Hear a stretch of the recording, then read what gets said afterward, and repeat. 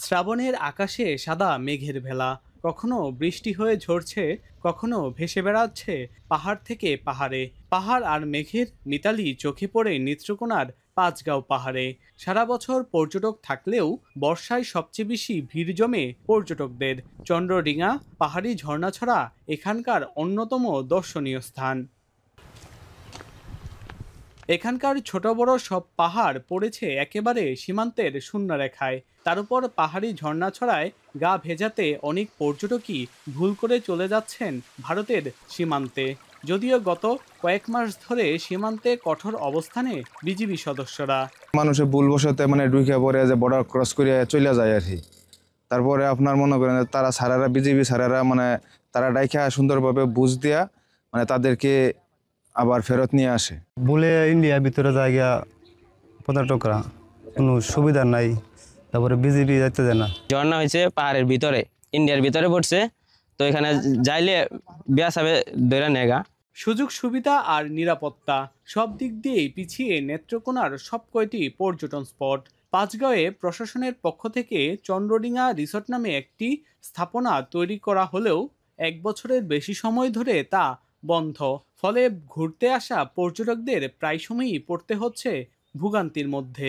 অনেক দূর থেকে আসার পর ওয়াশরুমে তবে চাপ দিতে পারে, এরকম এটা কোনো খোলা হয় নাই আজ পর্যন্ত, তৈরি করার পর থেকে আজ পর্যন্ত খোলে না। যাতায়াতটা আরো ভালো হলে পর্যটক আরো বেশি আসতো।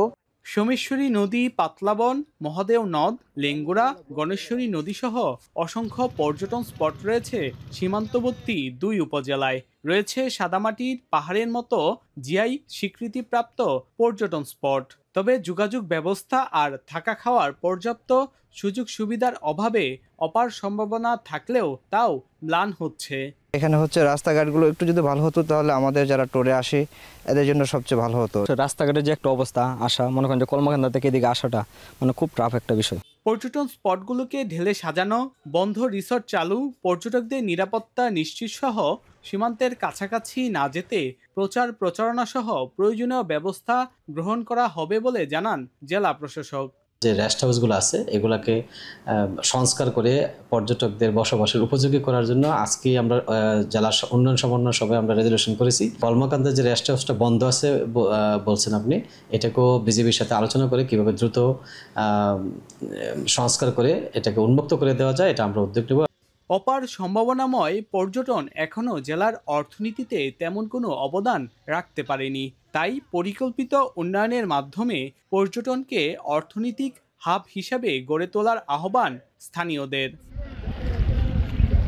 রিফাত আহমেদ রাসেল, এখন নেত্রকোনা।